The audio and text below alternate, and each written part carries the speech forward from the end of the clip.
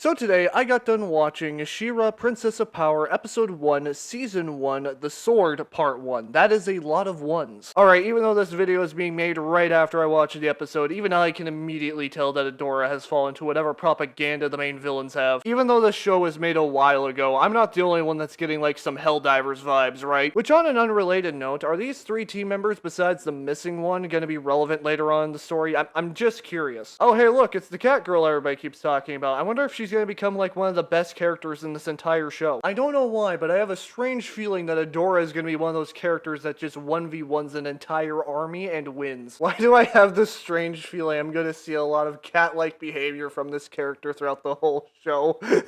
Which on an unrelated note, this is still episode 1, and this is the most smug thing I think I've seen so far. Behold, the most trustworthy character so far in this entire episode, quite literally named Shadow Weaver. Huh, so Adora was adopted. I definitely don't see how that's going to be relevant later on in the story. You know, something I was definitely not expecting in this scene is the fact that these two are related to each other, which honestly explains a lot. You cannot convince me otherwise that Adora and Catra share the exact same brain cell. I do not know why, but I'm getting Sword in the Stone vibes. For a good minute here, I genuinely thought Glimmer was going to get assassinated. Okay, so one of our main characters can actually teleport. That is genuinely surprising. Well, I can already tell that Glimmer, Bo, and Adora are going to become very good friends by the end of the show. I'm going to be honest, I'm just as confused as Adora here because I have no idea who Grayskull is other than that he's just associated with a guy named He-Man. Something I do want to quickly point out here is that at least both Bo and Adora are willing to hear each other out, which is honestly refreshing. I'm calling it now, Adora is going to probably switch sides by episode 2. On an unrelated note, I actually really like this bug design. I hate to be that guy, but Adora, you do realize that you can use the sword to cut the ropes, right? Otherwise that bug is going to it's charging right at you. Fuck. I'm going to be honest, I have no idea what's going on in this scene other than its visions of either the past, present, or future. Other than that, I'm off to episode 2 because I am definitely invested now and I'm very curious to see where this story is going to go. So today, I got done watching episode 2 of Shera, Princess of Power, season 1 called The Sword Part 2. The fact that Adora's immediate concern is essentially what just happened to me is completely understandable. You know, with how this scene is presented here, something tells me that this giant bug isn't actually a bug, but rather a machine. So Adora can read an ancient language that both Bo and Glimmer do not understand. Well, I definitely don't see how this is going to be plot relevant. I'm calling it now. Bo is going to be simultaneously the voice of reason and the goat by the end of this series. You know, I do understand why Glimmer doesn't give Adora the sword still, but at the same time too, you are about to die. Okay, so Shadow Weaver is just basically evil Dumbledore. Got it. Which, hey, while we're here, why does something tell me that this isn't going to be the first time that Catra gets traumatized? Ah yes, having to explain to the somewhat brainwashed soldier that her uniform might cause some distress amongst the civilians. It is at this moment I realize that Bo might become more of the goat as this series progresses. So Glimmer is starting to finally come over her somewhat justifiable bias. I am absolutely positive this will have no repercussions whatsoever. Bo's reaction to the fact that the Horde don't celebrate birthdays pretty much sums up my reaction as well. Also, just as a quick unrelated note, the first time I was watching this episode and seeing Adora react to the horse, I accidentally predicted that's what she was looking at. Well, the tone of this episode changed up pretty fast the moment the Horde showed up. The fact that the first tank that Adora runs to actually has Catra in it is genuinely surprising and funny. So what you're telling me is that Catra knows full well that the Horde are the bad guys and yet is still working for them. I know I shouldn't be surprised that Adora got tased here, but I still am. And the fact that Catra just immediately apologizes is just making me love her character even more. You know, honestly, I genuinely thought it was going to take another episode for Shera to be able to use that sword, but hey, I'm not complaining. Other than that, this transformation is pretty solid, and I honestly don't really know how to react to this. It's been a while since I've actually seen a character transform into something else. Also, the fact that the robot in this scene died during the transformation is just perfect. Okay, even though I've made this joke several times, why does something tell me we're going to see greater feats as this entire show goes on? Either way, I'm excited to see what happens in the next episode, because so far this show has got me hooked. By the way, are they going to properly follow up on the fact that they just accidentally stole a horse even though it's following them willingly? So today, I got done watching episode 3 of Shera, Princess of Power, season 1 called Raz. You know, even though it hasn't happened yet, I'm calling it now. Glimmer's mom is going to die at some point. I just do not know when. I'm usually not a big fan of the trope where the main character can't really just activate their powers at will, but at the same time too, it can still be very entertaining. Which, hey, random question, is this technically a Pegasus or a unicorn, because I have absolutely no fucking idea. I'm gonna be honest here, I can't really blame the people for immediately forming a mob against Adora here. Hey, so new question, is the big lizard guy ever gonna get any voice lines, or is he just gonna be silent throughout the entire show? Okay, I can't be the only one that got some Jedi Master Yoda vibes from this crazy old lady. Also, another random question, why exactly does she have a Horde helmet? Alright, so this is the first Catra crash out. I wonder if we're gonna be seeing more as the season progresses. You know, weirdly enough, I can understand why Shadow Weaver is mad, but at the same time too, you literally gave her orders and she failed, so why are you punishing her? For some strange reason, I have a feeling that the fight between the Horde and the Rebellion is gonna get far more nuanced as the series progresses.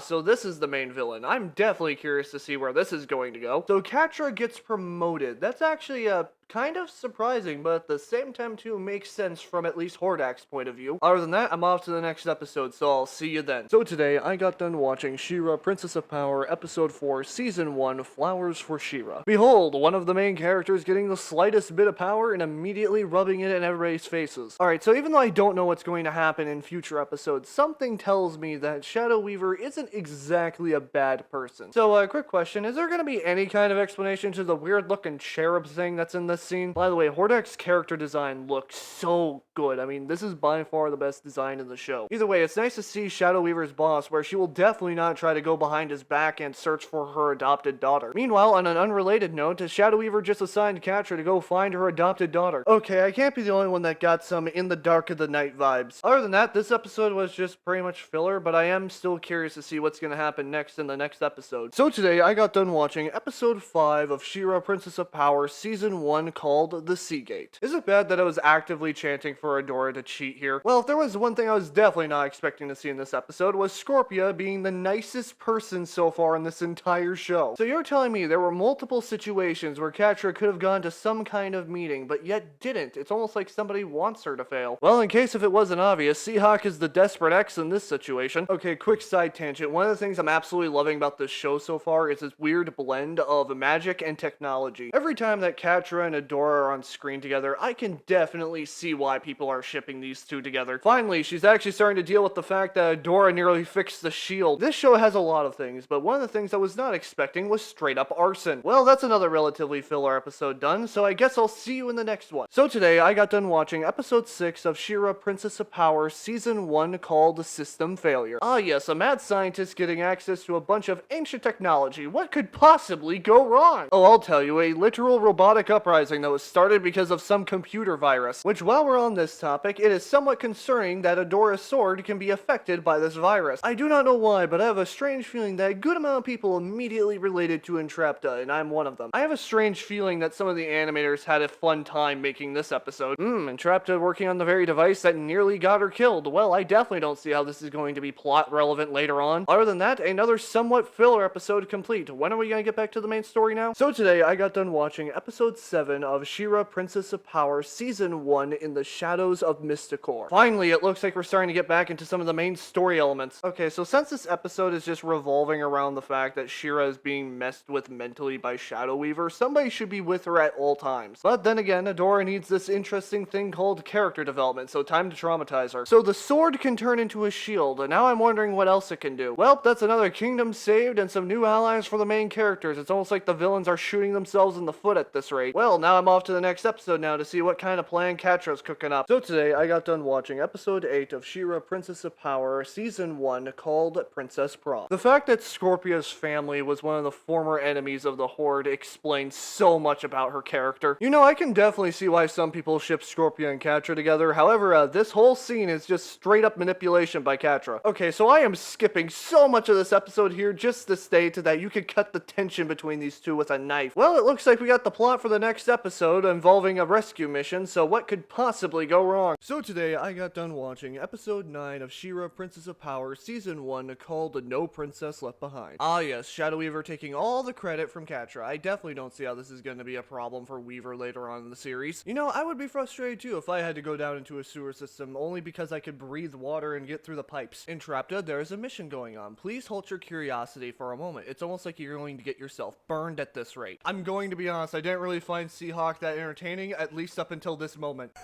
I don't really have a reaction to this scene, other than it's just fucking perfect.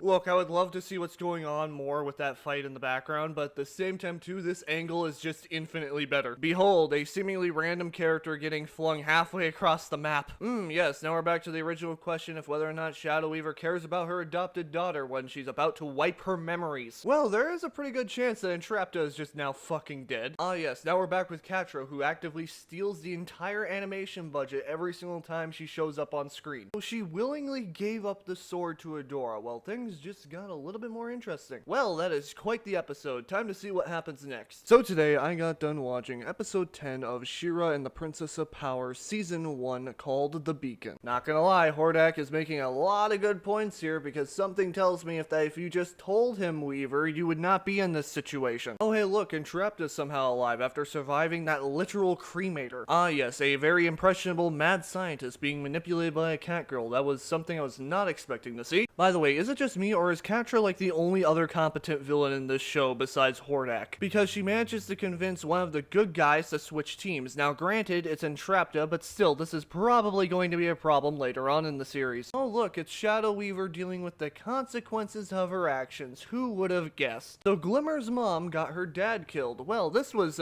quite the revelation. Well, that's another one done. Time to move on to episode 11. So today, I got done watching episode 11 of Shera Princess of Power season 1 called Promise. And the main theme of this episode is going down memory lane, which is just filled with nothing but trauma. Real quick, I need both Catra and Adora to interact more in the show because they have the best moments so far. Behold, another Catra crash out. This time around, it's murder. Well, in case if I didn't say this aloud at some point in one of these videos, Catra is by far one of the best villains in this whole show so far. Hey, so a random thing I need to point out, Entrapta's welding mask makes her look like the most evil character in this entire show for some reason. Alright, now it's time for episode 12. What could possibly go wrong? So today, I got done watching episode 12 of Shera and the Princess of Power season 1 called Light Hope. So the planet is basically one giant machine. Well, I can definitely see how that's not going to be a problem in future seasons. Okay, so now they're starting to show off Hordak more. It took them long enough. Again, back to the whole competent villains thing. Shadow Weaver, take a step back. You are no longer necessary in this part of the story currently. You know, I can understand why Shadow Weaver is mad, but you should really take the L in this scenario. It is not worth it. Okay, so the bad guys essentially have an infinite power source now. I definitely don't see how this is going to be a problem. Alright, now it's time for the season finale. I can't wait to see what goes wrong here. So today, I got done watching episode 13 of Shera and the Princess of Power season 1 called The Battle of Bright Moon. Ah yes, end up getting so consumed by your pride to where you nearly lose the entire battle. But in case if you were wondering on who exactly won this fight, it was unfortunately the good guys. I mean, I actually wanted the bad guys to win this episode for once. But hey, at least Catra got promoted by the end of the season and will hopefully be the main villain going forward during season 2. Also, I'm hoping to see more goddamn screen time of Hordak in the next season. So today, I got done watching episode 1 of Shera and the Princess of Power season 2 called The Frozen Forest. Even though Catra is a hologram in this scene for training, it's still nice to see her get more screen time. But besides that, we're back with the real Catra now, and hopefully she'll be getting way more screen time in this season. Alright, I just need to throw this out there now. She's still looking for Shadow Weaver's approval even after all this time. You know, Bo being the one figuring out that Entrapta is still alive, he's surprisingly taking it very well. Other than that, off to the next one. So today, I got done watching episode 2 of Shera and the Princess of Power season 2 called The Ties That Bind. Behold, the dumbest possible decision that you can make when on a stealth mission behind enemy lines. Okay, even though I've not really talked about Swiftwind that much in these videos, I still don't know how to feel about him. Behold, the episode where Catra does cat-like things to annoy both Glimmer and Bo while being their prisoner. When in doubt of trying to escape, make your enemy feel extremely uncomfortable. Why does something tell me that this episode spawned in a whole bunch of memes? Quite literally half of this episode is just Glimmer and Bo being extremely naive with their prisoner while making the dumbest decisions possible. Now granted, they're dealing with Catra in this situation, who's just a master of gaslighting, but at the same time too, you guys should be at least a little bit more competent. Well, time to see what happens next, so here we go. So today, I got done watching episode 3 of Shera and the Princess of Power season 2 called Signals. Okay, so we're pretty much starting off the third episode of season 2 with giving Catra more trauma. I definitely don't see how this is going to affect her later on. Behold, two mad scientists that the shippers are gonna have a really fun time with, and honestly, I see it too. Alright, I'm not gonna lie, but this was probably the only episode so far where I almost ended up crying. Even though I'm going to be moving on to the next episode now, it's nice nice that we're actually starting to progress the plot again. So today, I got done watching episode 4 of Shera and the Princess of Power, season 2, called Roll With It. Okay, this may be a filler episode, but man, the people working on this one got very creative. Out of all the things I was definitely not expecting from this series, was it to reference its original show. By the way, this entire episode, it just reminds me of one elaborate D&D campaign, and this is coming from a guy who's never played D&D. Despite the fact that this is meant to be a filler episode, Adora makes a lot of good points about her own flaws and her friends' flaws when it comes to the various fights that they've been in. Now then, off to the next one, where nothing bad can possibly happen. So today, I got done watching episode 5 of Shera and the Princess of Power, season 2, called White Out. Alright, I'm going to be honest, there were multiple times where I genuinely thought that Scorpia was just trying to be very friendly to Catra, but no, she actually has a crush on her. Oh, I recognize that funny little red gem. Surely nothing bad will happen in this episode. Which, while we're on that topic, Adora's sword gets infected again, causing her to go completely berserk. And by berserk, I mean literally berserk, since she's attacking anything that moves. Something I was definitely not expecting to see in this episode was both Seahawk and Scorpia actually getting along. Look, I understand that this red crystal is a very powerful asset, but you are about to die, so it has to be destroyed. Regardless of whatever side Entrapta is on, she will always be one of my relatively favorite unhinged characters. Well, here we go again. Time for the next episode. So today, I got done watching episode 6 of Shera and the Princess of Power, season 2, called Light Spinner. Well, time to get the backstory of the most morally questionable mother in this entire show, so what could possibly go wrong? Why is it every now and again the people working on this show somehow give Entrapta the most terrifying looking scenes? Regardless of how you look at it, Shadow Weaver is technically in the right in this scene, purely off of the fact that if they ignore the Horde, they are going to get destroyed. Ah yes, more mother and daughter bonding. I still can't tell if Shadow Weaver actually cares or not. What in the Full Metal Alchemist Brotherhood is that? Well then, something I should not be surprised by, but somehow am, is the fact that Shadow Weaver quite literally commits murder in this episode. You see what I mean? I'm still getting confused by the fact of whether or not Shadow Weaver is a good mother or not, because she just used Catra as a way to escape after having a good moment with her. Other than that, off to the next one after Catra gains some more mental health problems. So today, I got done watching episode 7 of Shera and the Princess of Power, season 2, called Reunion. You know what? Completely understandable why Adora has a knife under her pillow. So these are Bo's parents. Now I have several questions on how he was born.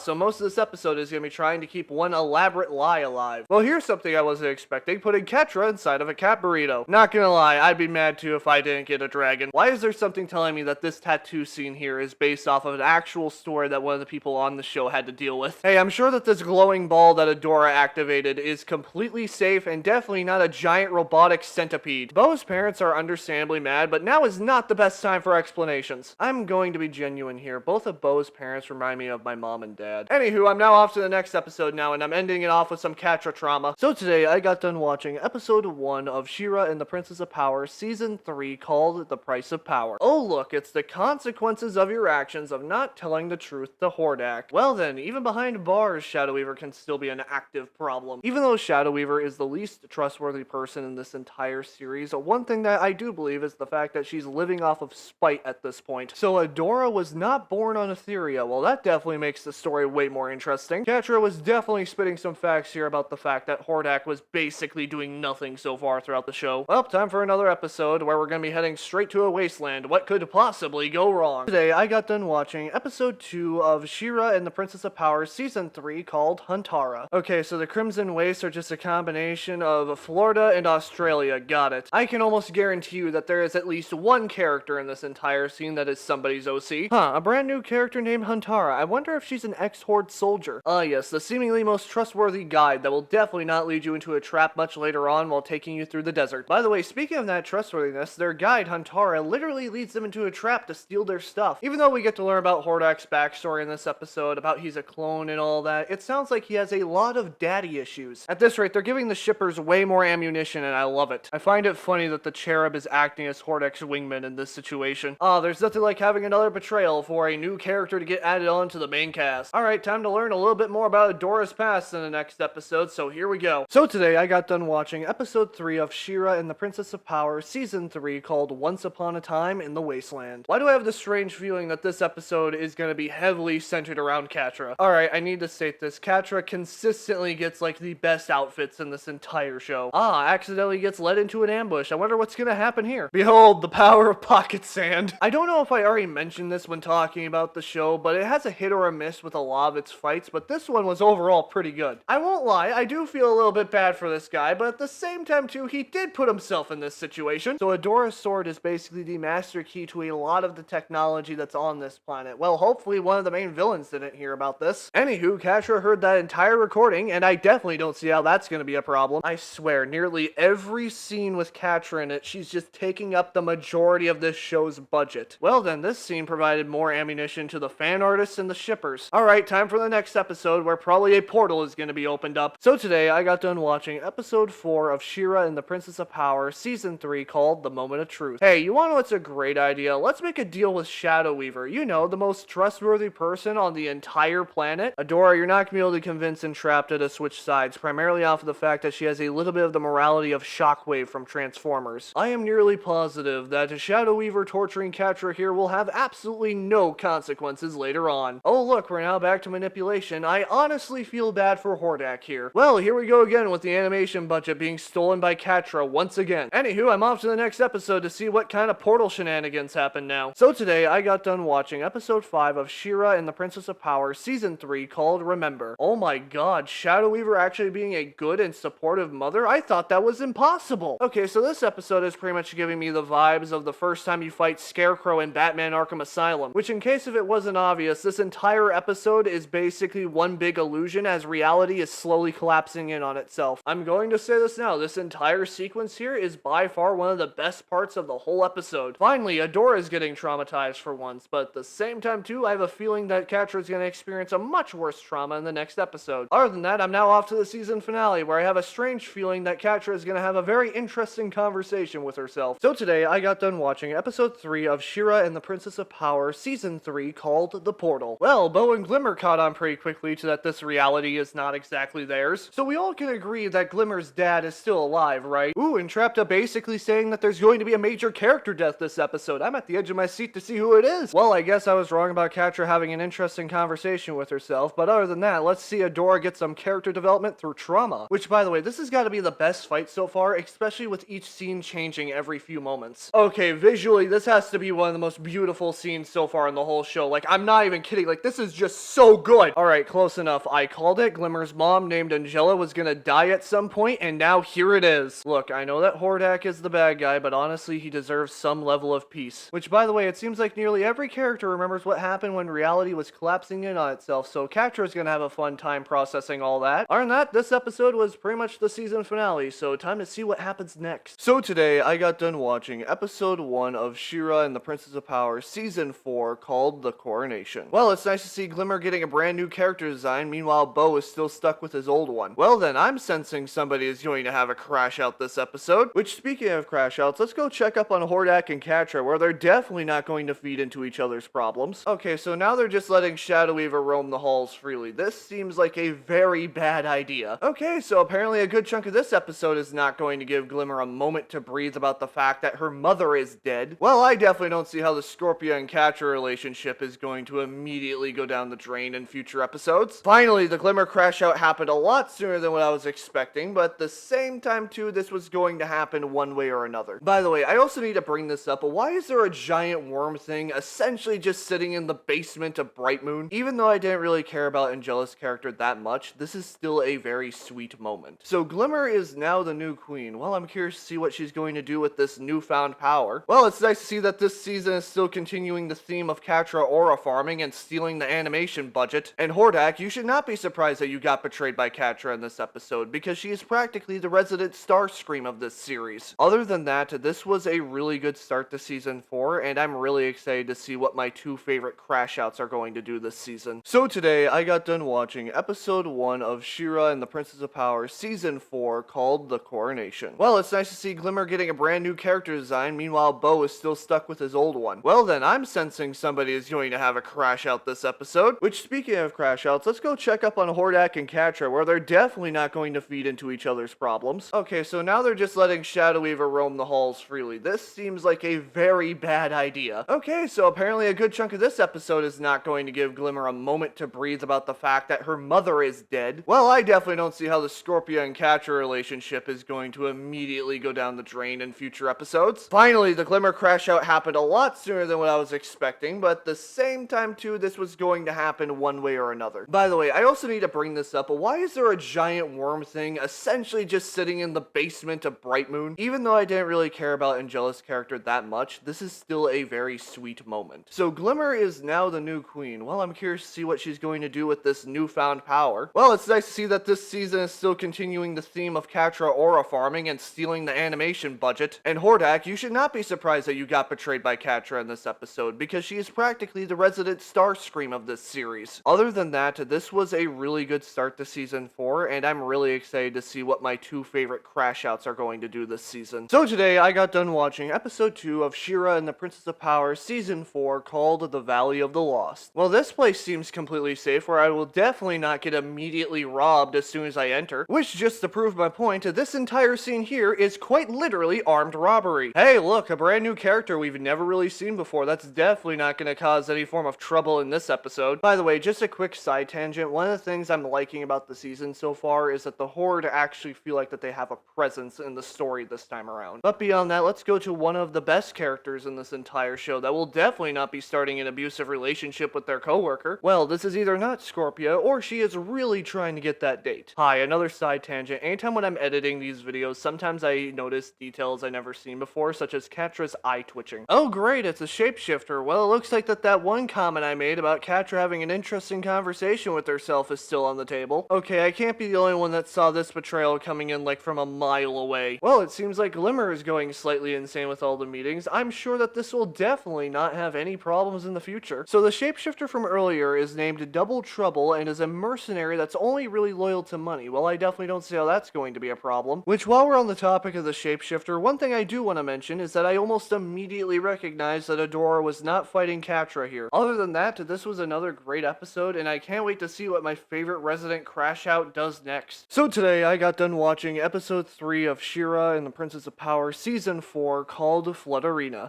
So we're starting this episode off with a straight up nightmare sequence for Catra. It's almost like the writers want to put her through hell. Well, this is definitely one way to introduce Double Trouble to Hordak. I don't know why, but there's something telling me that there was a lot of fan art made of this exact scene. Other than that, let's go to Adora, Bo, and Swiftwind, where they're heading straight to a party. And something I want to quickly mention is that this episode does an excellent job at world building, especially with this entire party scene. I automatically do not trust this random child, mainly because something is telling me that they are the shapeshifter known as Double Trouble. So the Horde is coming back for another round to interrupt this entire party. Well, I definitely don't see how this is going to be a trap, which, by the way, I get why Adora wanted the party to continue, but at the same time too, you probably should have done an evacuation just to be safe.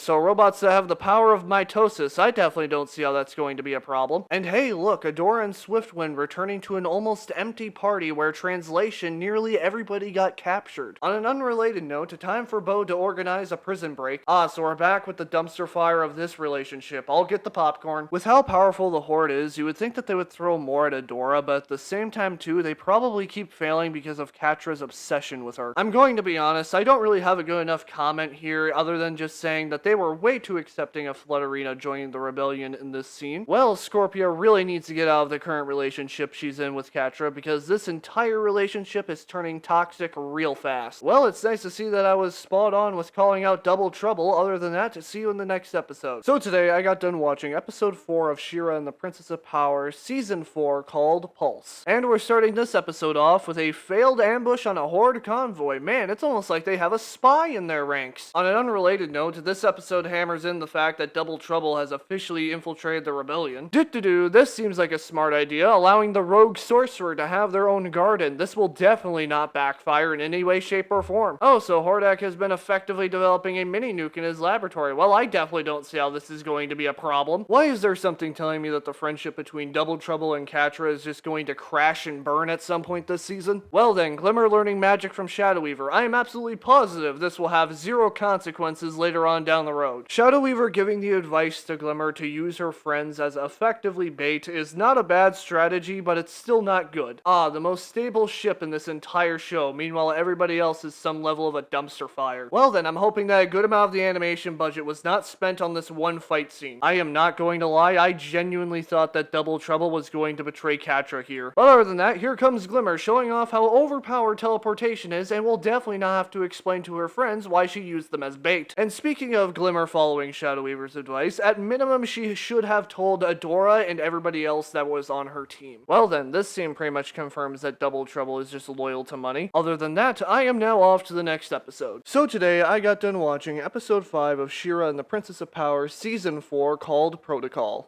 So a part of this episode is going to be focusing on the fact that Adora is not from Etheria and is still dealing with that existential crisis while Light Hope is gaslighting her. Meanwhile, the other part of this episode provides some screen time to Rogelio, Lonnie, and Kyle. However, they're going to be dealing with what is essentially one of the most terrifying versions of acid rain I think I've seen. Oh look, it's Catra, my favorite crash out in this entire series, making a cameo in this episode. I have a feeling that her mental health is doing just fine. However, Catra should listen to Lonnie here, otherwise she's not going to get her hands on that first one's tech. Plus, if they did try to transport it right now, they would all die. So while there's a storm going on outside with essentially acid rain, Light Hope decides to reboot herself and she is surprisingly friendly. Wait a fucking minute, are we actually finally hearing Rogelio speak now? Hey, can we keep this version of Light Hope despite the fact that she nearly kills Adora several times in this episode? Behold, another sad sequence in the show. Man, the writers really know how to make a wound and put salt on it. Something I was definitely not expecting to see is the fact that Lonnie, Kyle, and Rogelio actually get some pretty good character development in this episode. Oh great, Light Hope is back to her normal self. Man, I already missed the other version. Even though Rogelio is speaking through grunts and growls, I have a pretty good feeling that he's not only offering some encouraging words in this scene, but also being very wise. Other than that, that's another episode done, and this scene here of Light Hope deleting her memories just tells me that she is a gaslighting bastard. So today, I got done watching episode 6 of Shera and the Princess of Power season 4 called The Princess Scorpia. Okay, so a part of this episode is just gonna have Double Trouble being an absolute menace. Got it. Yes, some more screen time of my two favorite crash outs. Can't wait to see how they're going to get worse this episode. Which, by the way, I can't be the only one that's noticing that both Catra and Hordak in this episode are definitely going through some mental shit, right? Something is telling me that a part of this scene here got memed on a whole bunch. Other than that, apparently Catra needs Scorpia to go find some recordings that Entrapta made so that way Hordak can develop a new weapon. Honestly, something that still surprises me, even as I'm editing this video, is the fact that Scorpia is willing to help those under her command. Ah yes, Flutterina, or Double Trouble in this case, being an active problem by slowly tearing apart the entire team. Which, just as a quick side tangent, if there was one thing I was correct about, is that Bo trying to be the voice of reason between both Glimmer and Adora. Okay, I am somewhat surprised by the fact that our main cast of characters haven't figured out that Flutterina, or in this case Double Trouble, is actually a spy. Well, Scorpia found the recordings that Catra was looking for, but unfortunately they are embedded inside of the robot Emily, meaning that if she tried to take them out, it will probably kill her. Well, Glimmer is becoming slightly more evil with each episode. That's definitely going to be a problem. But while we're here, Glimmer should be listening to her friends. However, pride is one hell of a drug. Scorpia finally dealing with the fact that her best friend slash crush is the most toxic person in her life currently. And after when she's faced with that crushing truth, she actually stands up for herself against Catra, which is honestly pretty impressive. Other than that, Hordak has another crash out in this episode after learning that the recordings Entrapta made are pretty much gone, but then again, this is concerningly normal for him. Which, while we're on the topic of crash outs, Catra has another one this episode, which makes up about 3 in total. But beyond that, off to the next episode, where things are only going to escalate. Oh, and real quick, yes, the adorable robot named Emily is still very much alive. So today, I got done watching episode 7 of Shera and the Princess of Power season 4 called Mysteries. Okay, even though it's been a reasonable amount of time, at least within the show, you guys are now just acknowledging the fact that there might be a spy within your ranks. By the way, I just want to quickly state that I'm going to be skipping a lot here, so that way we can just get to the main event of this entire episode. Well, one thing I will say is that Double Trouble did an absolutely amazing job with tearing apart the main team and turning them against each other. But the only mistake that Double Trouble made, which was honestly understandable, was the fact that they stayed inside of the castle. And real quick, I was not expecting the main twist in this episode, despite it being very obvious now looking back on it. However, despite everything that happens in this episode, the Horde still gets a major victory over the Rebellion by taking Mermista's capital city. Which, even though Season 4 has already been great, this episode just increased the stakes by so much. It would be a literal crime if I did not mention my two favorite crash outs once in this episode, and yes, I am very biased towards these characters, how could you tell? Either way, I'm off to the next one, and it seems like that this Horde Prime bloke is actually getting closer, so I can't wait to see him. So today, I got done watching episode 8 of Shera and the Princess of Power season 4 called Boys Night Out. Damn, Hordak is really putting that new weapon of his to work. Which, while we're on the topic of Hordak, this shot here of him aura farming looks like it's from a completely different show, and I love it. Other than that, it seems like that Seahawk, Swiftwind, and Bo are going to have a boys' night out in this episode, and honestly, a bit of a weird lineup, but I'll take it. Oh look, it's my two favorite crash outs. I wonder when Hordak is going to figure out that Catra was lying about Entrapta's betrayal. Regardless of how you view it, technically speaking, this episode would classify as a musical. Okay, look, I am very willing to call Seahawk a dumbass here, but honestly, his plan was not bad on paper.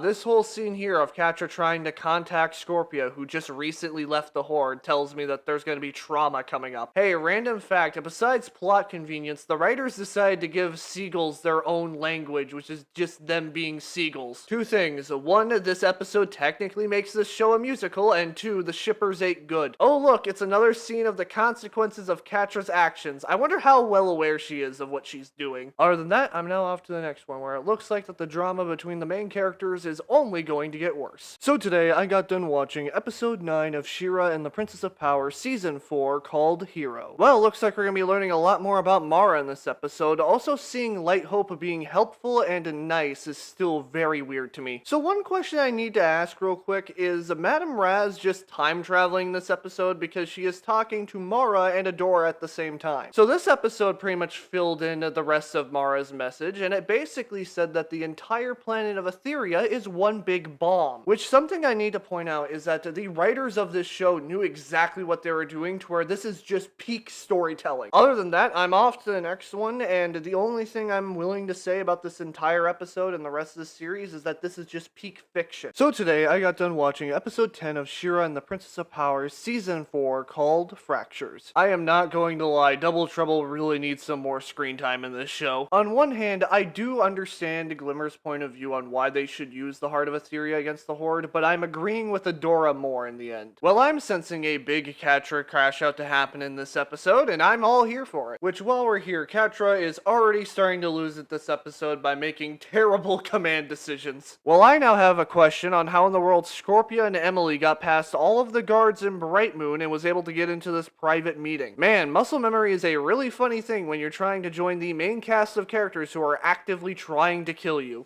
Should I be concerned? Because Catra is getting actively worse as this episode progresses, and like way more than usual. Despite Scorpia being a side character in this show, it's really nice seeing her actually get a lot of character development, which is something I wasn't expecting. The argument between Glimmer, Bo, and Adora on whether or not they should go save Entrapta from Beast Island doesn't really make that much sense. However, it's important to note that Glimmer has not exactly been thinking straight throughout a good chunk of season 4, which, even though it's nice to see the Glimmer crash out finally happen in this episode, she is still not dealing in common sense. Meanwhile, both Bo and Adora are. Which, while we're on the topic of crash outs, let's go see how Catra's doing. Oh.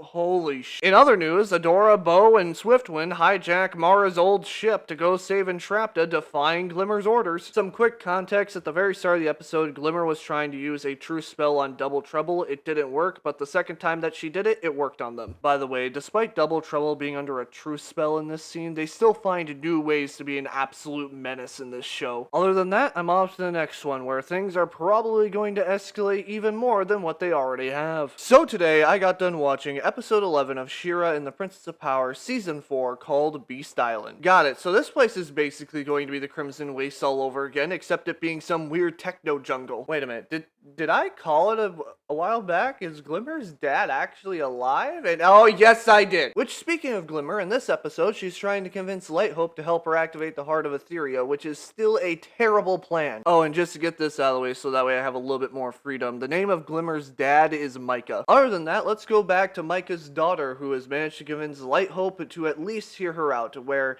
yeah, no, this is still a bad idea. Oh, so this island pretty much just feeds off of people's mental health problems. Got it. Hey, it's Entrapta. It's been a while since we've seen her. That welding mask still makes her look evil as fuck, though. Look, I just want to quickly state that Glimmer's plan to use the Heart of Etheria is not bad on paper, but in reality is just really dumb. Now then, I'm off to the next one, where it looks like that Scorpia is going to be essential to however the Heart of Etheria works. So today, I got done watching episode 12 of Shera and the Princess of Power season 4 4 called Destiny Part 1. And to start things off, what do you mean Double Trouble escaped? I'm gonna be honest, I wish that we saw more of Entrapta throughout Season 4 because I forgot how much chaotic energy she brings. We're back with Catra having another crash out. She just needs to go to therapy at this point. Wow, Kyle may be a coward, but every now and again, he really does know when to stand his ground. Hey, look, Double Trouble is back. I'm still trying to figure out how the fuck he broke out of Bright Moon. Despite the fact that I'm still trying to figure out Shadow Weaver and her goals, it's nice to see that even she acknowledges that Glimmer's plans are terrible. Yes, the two resident crash outs just feeding each other's egos. When is the fallout going to happen? Because it has to at some point. So something I need to quickly point out is why were the first ones building a super weapon? Because who in the world were they fighting? Wow, Scorpia is basically trusting another manipulator. Man, Glimmer is a terrible person. Behold, through the power of friendship and a really cool spaceship, Entrapta was able to power through her mental health problems. Oh no, Double Trouble just basically told Hordak that Catra was lying to him about Entrapta. So translation, Hordak has a massive crash out in this episode, and something tells me we're going to be seeing way more of it during the season finale. Wait a fucking second, Double Trouble switched teams? I mean, I'm not surprised, but still. Honestly, Micah's reaction to Shadow Weaver in this scene is completely understandable. Well, I'm off to the next one, and it looks like I was right about Hordak's crash out going into the season finale, so here we go. So today, I got done watching episode 13 of Shera and the Princess of Power season 4 called Destiny Part 2. And we're starting this episode off with Alani, Kyle, and Rogelio leaving the Horde, which is probably the best decision that they can make. But in other news, let's go to the two resident crash outs actively trying to kill each other right now. Which, something I need to point out is that the fighting choreography and animation between Catra and Hordak is absolutely amazing. So Scorpia is gonna get her powers this episode. Well, I'm definitely curious to see what they're going to look like. Which, while we're on the topic of powers, it looks like everybody's getting a power boost in this episode. Oh great, Double Trouble is here to destroy Catra's mental health even more. Other than that, I guess I was right about Catra having an interesting conversation with herself at some point, because she pretty much learns the hard reality that throughout a good chunk of season 4 she had no friends whatsoever. I would like to leave a note here and say that the writers not only gave Scorpia a power up in this episode, but also gave her boss music. Well then, would you look at that, it's Glimmer dealing with the consequences of her action. Well, this is definitely gotta be one of the best animated scenes I think I've seen in any show so far. Look, Light Hope is still a bastard in my eyes, but at least she actually did try to help out Adora in the end. Well, it looks like I'm finally gonna be able to see who this Horde Prime bloke is. I wonder what he looks like. So, you're Horde Prime, the overall main villain of this entire show. I'm curious to what exactly it is you're going to do. Oh, you just stripped Hordak of all of his individuality. That was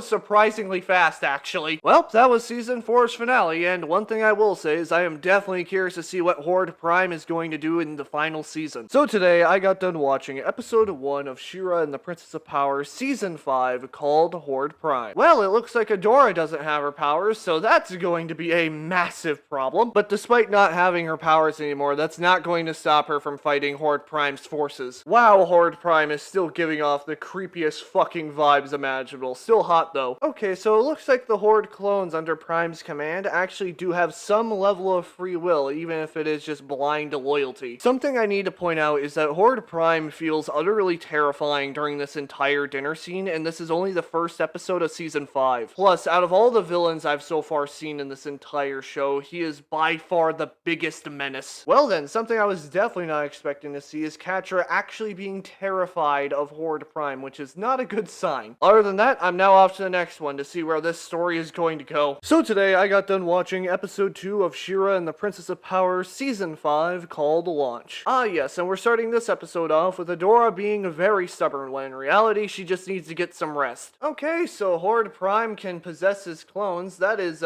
somewhat concerning. Oh, is Adora gonna get her powers back this episode? Because that would be very nice. This is only episode 2 and Horde Prime is still managing to be so menacing and I love it! Despite Entrapta being overall a chaotic genius, if there's one thing that she does have is genuinely good morals, while also looking like to be the GOAT of this entire season. So Adora has essentially begun questioning her existence and the rest of her life, and honestly, this is some pretty good storytelling. Something I was definitely not expecting to see in this episode was Micah disguising himself as Adora, which is probably one of the most cursed things I've ever seen. Other than that, Entrapta, Bo, and Adora go into space to go save Glimmer from Horde Prime's flagship. Now then, I'm off to the next one, where it looks like Catra and Glimmer are going to be possibly coming coming up with a way to escape Horde Prime's ship. So today I got done watching episode 3 of Shera and the Princess of Power season 5 called Corridors. Oh, and it looks like we're going to be getting flashbacks this episode. Well, that's definitely going to be pretty interesting. Well, hi there, Hordak. How's the memory wipe? It's been a while since we've actually seen you. I'm going to be honest, I find it somewhat funny that Bo is trying to keep some level of control over Entrapta when he knows damn well that's never going to happen. I'm going to be honest, it is a little bit weird seeing both Catra and Glimmer actually having a somewhat decent friendship so far, despite their circumstances. Ah yes, the ship has powered down and is slowly starting to break apart, so let's use the power of duct tape to try to fix it. Wow, this entire scene is basically just giving me flashbacks to Far Cry 5. Despite it only being 3 episodes so far, with each one, Horde Prime somehow manages to get more menacing every time he's on screen. Remember how I mentioned the hit video game Far Cry 5 earlier? Well, this scene looks like it's directly from Far Cry 5, if I'm going to be honest. Something I did somewhat expect to happen in this show is the fact that Catra is going to be going on her own redemption arc, and I am definitely curious to see where that's going to go. Well, something I was definitely not expecting to see in this episode was a Bo crash out, but hey, he honestly deserves it. Something I need to quickly point out is that this show does an excellent job with its flashbacks because I don't feel like that they're actually taking away from the actual episode itself. And since I mentioned those flashbacks, here's Catra quite literally hallucinating the past, which is not a good sign for her overall mental health. And after that little hallucination, she finally makes one of the right decisions in this entire series by doing a prison break where nothing bad can possibly happen. But speaking of bad things happening, Catra manages to sacrifice herself to save Glimmer, which is honestly the last thing I expected her to do in this show. However, it's honestly very fitting with how it's done to where it's almost a pretty worthy sacrifice in the end. The only thing I really have to say here is that the tension in this entire scene for me was really high. Okay, so Horde Prime is clever, hot, terrifying, and also has a god complex. Well, I definitely don't see how that's gonna go wrong. Other than that, I am now off to the next one, and man, this season is getting really good. So today, I got done watching episode 4 of Shera and the Princess of Power season 5 called Stranded. Well, this looks like it's gonna be its first filler episode of the season, so here we go. It would be a crime if I did not mention this scene once, but Entrapta, please calm down, it's just a ship. Even though this is technically a filler episode, learning about the backstory of the stars is very interesting since it gives us some more context on Horde Prime. Oh, it looks like Adora is starting to get her powers back. Well, that just makes this episode a little bit more interesting. Okay, either I missed or overlooked something during my time watching this show, but there needs to be more scenes of Bo being the MVP. Okay, look, this scene between Bo and Glimmer is very sweet, but she has a long way to go for what she did. Either way, I'm off to the next one, where apparently this whole rescue mission has changed from saving Glimmer to now Catra. So today, I got done watching episode 5 of Shera and the Princess of Power season 5 called Save the Cat. Alright, so the main cast of characters is just breaking into Horde Prime's ship. I wonder how this is gonna go wrong. Well, that is relatively horrifying to look at, but then again, he's still somehow hot. Which, while we're here, I know I've stated this before, but Horde Prime still feels like a fundamentally different villain for this show. I mean, like, holy shit. Oh, new character added to the party. You guys are keeping him. He is so goddamn adorable. Oh, great. The main villain mind-controlled Catra. Well, now I'm just getting only you vibes from Far Cry 5. And since I mentioned Far Cry 5, yeah, at this point, Horde Prime is just a cult leader, and I'm not gonna deny it. Which is something I need to point out. There are 2 ways Catra got mind-controlled. It was either she willingly did it, or she was forced. There was a moment here where I genuinely thought that this rescue mission to save Catra was gonna go off without a hitch, but then Horde Prime had to derail it. Wow, I can already see the shippers making fan arts and fanfics of this one scene alone. There are a few moments during this fight that Catra is having with Adora where I can't tell if it's the mind control chip that's talking or her mental health. Okay, so Horde Prime can possess anybody that's within his hive mind. That is actively concerning. Okay, this is probably the best episode so far because everything that's happening here is just absolute cinema and peak. By the way, note to self, I need to talk about some of the scenes within this episode more because there is so much that happens here that I can't fully cover. Oh shit, it looks like Adora finally got her powers back and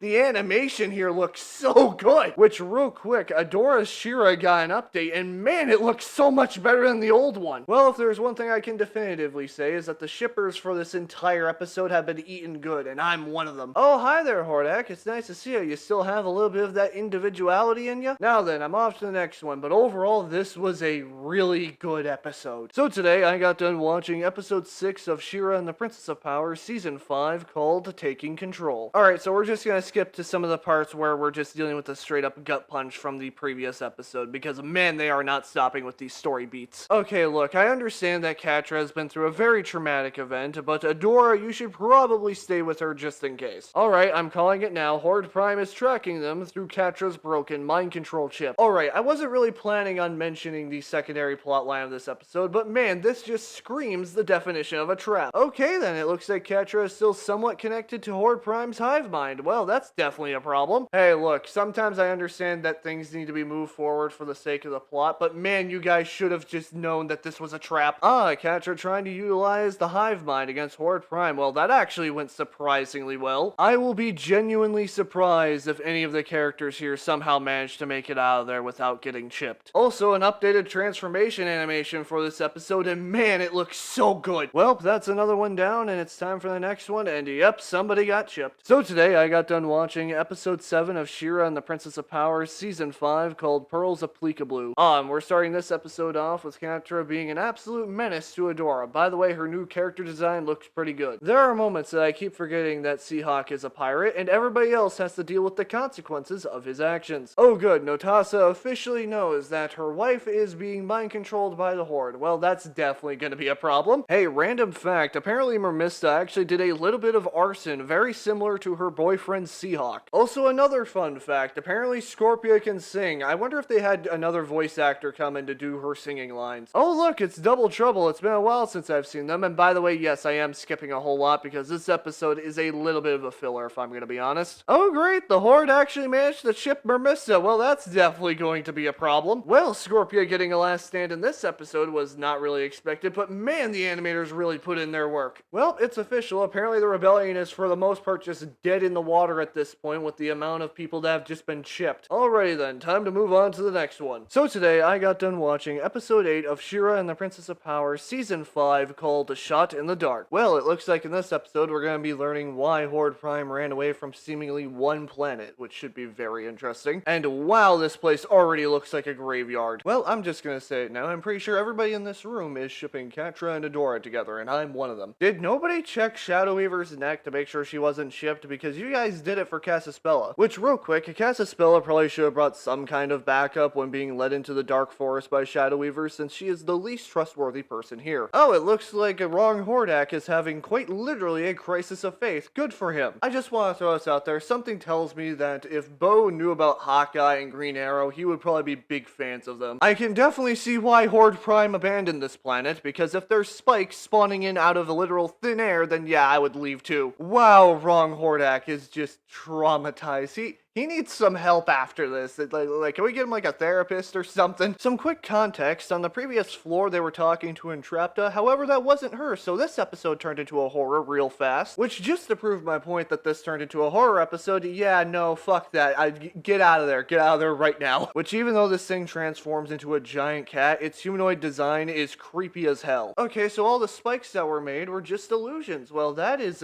actually pretty interesting. Well, it's nice to finally see that Catra's finally acknowledging that she has some anger issues that she needs to power through. So Horde Prime's primary weakness is magic. Well, that just made this whole situation a hell of a lot more interesting. Which, real quick, Milog getting added to the team is the definition of plot convenience, but then again, they did it a hell of a lot better than Swiftwind's introduction. Never mind, apparently Wrong Hordak doesn't really need a therapist right now, because he's currently trying to plan a revolution. No matter what, I will probably not trust Shadow Weaver, but at least she didn't really try to betray Casparella here. Well then, it looks like they all made it back to Asteria for the most part safe by going past the fleet well cloaked. Time to see what happens in the next episode. So today, I got done watching episode 9 of Shera and the Princess of Power season 5 called A Third Wind. Okay, so Horde Prime now has complete control over the planet. I'm honestly surprised it didn't happen sooner. Okay, so Horde Prime is just dealing with a massive revolt across his empire. Well, it's nice to see it starting to crash and burn. Also, hi there, Hordak. I can see that little bit of individuality still sparking in you. To be completely honest here, I am genuinely surprised at the fact that Wrong Hordak did not accidentally expose the entire team breaking into the town. Which, while we're here, even though this is the final season, Wrong Hordak has quickly become one of my favorite characters in this show. Well, it's nice to see that Notessa is still around, but now the real question is, will she be able to take on her somewhat murderous wife? Okay, so apparently Horde Prime fought the first ones. I know that's a little bit obvious with the storytelling, but it's still very interesting. Come on there, Hordak, let out a little bit more of that individuality brutality out, because honestly, you deserve it. To be fair, Notessa's reaction to Catra here is completely understandable. Well, they managed to liberate the town that was under Horde Prime's control, but at the same time too, it looks like they weren't able to save Notessa's wife, Spinnerella. Well, it looks like Horde Prime is going to be going to Etheria after learning that our main cast of characters have made it back planetside. Again, pretty fair reaction from Frosta to Catra, but at the same time too, at this point people need to start reading the room. Other than that, another one bites the dust, so it's time for the next one. So today, I got done watching episode 10 of Shera and the Princess of Power season 5 called Return to the Fright Zone. At this rate, Notessa is just the Batman of this entire universe by pointing everybody's flaws out completely. I just want to quickly state that Perfuma is pretty naive in this scene to where even though she's on the right track with the chips, Catra is ultimately in the right. Okay, there may only be roughly 3 episodes left, but at least we're acknowledging that Beau's parents are somewhere stuck in the middle of all this. Ah yes, the small little disagreement between Catra and Hordak that definitely did not leave a path of destruction across the Fright Zone. And of all the characters that probably should have a little bit more rounded idea of common sense, Perfuma somehow has less than wrong Hordak. By the way, the green eyes on Scorpia somehow makes her way more menacing than she was originally. By the way, you cannot convince me otherwise that this one shot that Scorpia took at Catra was not personal. I'm not gonna lie, this dad joke here actually does make me laugh a little bit. Strangely enough, I genuinely thought we were never gonna see Beau's parents, but hey, they're always entertaining to see. Ah yes, the cat girl versus the waterbender. Talk about a perfect matchup. Don't mind Horde Prime here, he just made the executive decision to aura farm in this episode. Well, Prime figured out how to activate the heart of Etheria without Adora. Well, that's definitely going to be a problem. Well, if there's one thing that this show has stayed consistent on is its world building, especially with these subtle bits of history. Okay, so not only does Catra hate water, but so does her new friend Milog. Huh, so Scorpio was able to power through the chip to save her friends. Well, honestly, that is pretty impressive. Well, Spinnerella got very lucky here after getting saved by Notessa, because if that chip stayed active any longer, it probably would have killed her. Other than that, I'm off to the next one, where I'm going to see a very interesting family reunion that's probably going to end in fire. So today, I got done watching episode 11 of Shera and the Princess of Power season 5 called Failsafe. And apparently in this episode, our main cast of characters are going to be heading back to Mysticor in order to activate a failsafe for the heart of Etheria before Horde Prime gets it. By the way, we're not even into the intro of this series, and Shadow Weaver is already trying to manipulate Adora again. Alright, I'm calling it now. Either Catra or Adora are gonna die this season besides the main villain, because they're making it a little bit too obvious. Something I would like to point out is that Catra and Adora are not together yet, despite the fact that Catra ran through literal fire to save Adora. I swear, if you gave Shadow Weaver the challenge to not manipulate people, it would be almost impossible for her. Come on, Hordak, I know you're there. Just a little bit more. Just go with Entrapta, you're gonna stay with the Horde. For fuck's sake! At this point, why is anybody trusting Shadow Weaver? Because at this point, she's quite literally using this entire situation to her advantage. Got it. They need to remove that mind control chip off of Micah quick, because man, he is an absolute menace. And Adora gets another power up once again. Man, the stakes of this show just keep getting higher, and I love it! This argument between Catra and Adora in this scene, it makes a lot of sense when you look at it from both perspectives. However, I am siding with Adora here. I don't know if I ever made this abundantly clear, but Shadow Weaver is an absolute bitch for trying to tear apart Adora's friends. Either way, I'm off to the next one, where it's going to be the last 2 episodes of this series, so let's go. So today, I got done watching episode 12 of Shera and the Princess of Power season 5 called The Heart Part 1. Alright, so I'm officially in the first half of this show's series finale. Time to see what happens. Oh great, Adora's powers are on the fritz. Somebody get Catra, it will actually get them under control, trust me. Alright, I honestly don't remember if I talked about the intro for this show, but this updated version for the final season looks absolutely amazing. So Milog in this entire scene is pretty much just telling Catra, tell Adora your feelings, god damn it. Hippity hoppity, if I've not said before, I'll say it again. Wrong Hordak is now one of my new favorite characters in this whole show. I understand why this scene was put here because it shows that Adora does have romantic feelings for Catra, but man, the writers of this scene are just fucking evil. Okay, so it actually looks like Horde Prime might actually win at the end of the series. I mean, I doubt he will, but man, all the cards are pretty much in his favor. Okay, so apparently this episode is just going to be the definition of pulling at my emotions, because Adora does not need to sacrifice herself. Oh boy, here we go. Horde Prime quite literally corrupting everything. This episode has just escalated so fast. Come on, Hordak, I know you're in there. Just take the shot at Horde Prime. Your girlfriend is right there and in danger. Just take the shot already. Wow, even though I've already said this, it really does look like Horde Prime is gonna win. Even though he's gonna lose, lose, it definitely looks like he's still gonna win. Okay, so Catra and Shadow Weaver working together willingly to go save Adora. Well, that's something I was definitely not expecting to see. Okay, is this actually Mara talking to Adora here, or is this a version of Mara that's just a reflection of Adora? Oh, hi there, Horde Prime, you sexy bastard. My money is still on Adora winning. I do not know why, but something tells me that Seahawk has had plenty of practice of not getting killed by Mermista in this scene. Oh, great! Micah has officially joined this fight. Well, time to see her possibly get the Mark Grayson treatment from her father. Okay, so Adora got infected with some kind of plague or virus that disables her powers. Well, that's going to be interesting for the next episode. Which, speaking of episodes, I'm now off to the last one to finally finish off absolute cinema. So today I got done watching episode 13 of Shera and the Princess of Power season 5, the series finale called The Heart Part 2. Alright, I'm calling it now. Either Catra or Adora is gonna die this episode. My main reason as of why, well, that's because how some of these stories go. Alright, I'm not gonna lie, this fight between both Glimmer and Micah is just fucking hilarious because he just ends up getting fucking blasted. I know I shouldn't be surprised at the fact that Scorpia had the will to resist the mind control chip, but at the same time too, it's nice to have her back. Where the fuck have you been, Huntara? You barely showed up this season. Alright, so everybody that was chipped is no longer chipped, and for the most part back to normal. So when do we get back to the fighting? Wow, everything for Horde Prime in this episode is pretty much just crashing and burning all around him. Wait a minute, is that fucking Lonnie, Kyle, and Rogelio and the weird cherub thing? Where the hell have they been this season? Why is there something telling me that Bo's speech didn't just broadcast to all of Etheria, but to the entirety of Horde Prime's empire? Shadow Weaver coming in at the last second to save Catra was something I was not expecting at all, because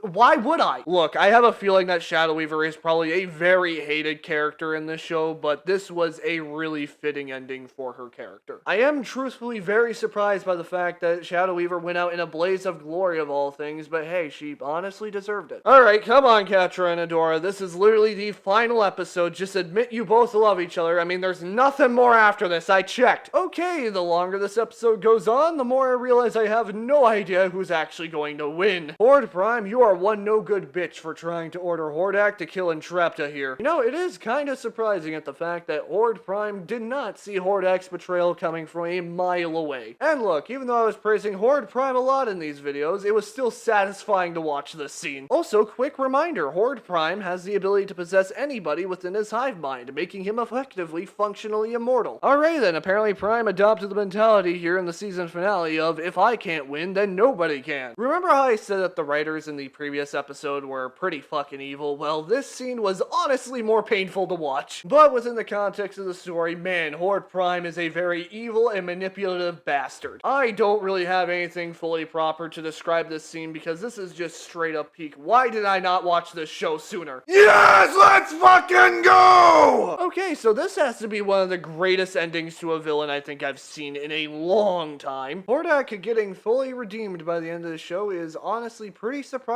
but also very fitting, and he deserves it. Hey, it's nice to finally see both Glimmer and Micah finally interact when they're not trying to kill each other. So the only two major deaths in Season 5 were really just Shadow Weaver and Horde Prime, and honestly, I'll take it. After 5 seasons of literal chaos and seemingly endless warfare, Catra and Adora are finally together. This was a great series finale for an amazing show, and to give a quick review, 10 out of 10, would recommend and watch again.